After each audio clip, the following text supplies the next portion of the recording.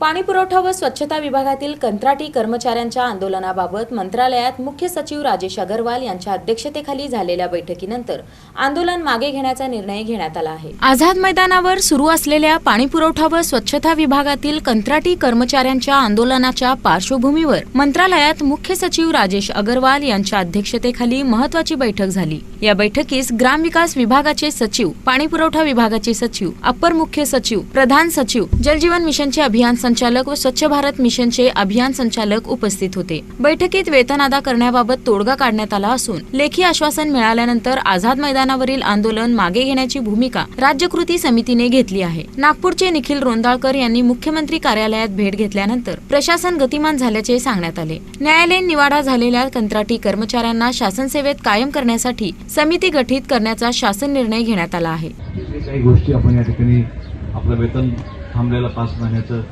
तो विषय असेल किंवा निवेदनाच्या माध्यमातून ज्या ज्या काही गोष्टी आपण या ठिकाणी दिल्या त्या संदर्भातले सर्व विषय असतील, मॅटने दिलेला आपला निर्णय असेल, मग त्या मॅटच्या निर्णयाचं पालन का होत नाही हेही आपण बघू।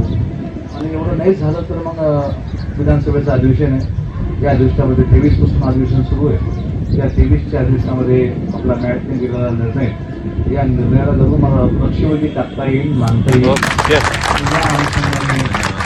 आपल्या सर्व कर्मचारी मानवाच्या वतीने त्या ठिकाणी मांडेल।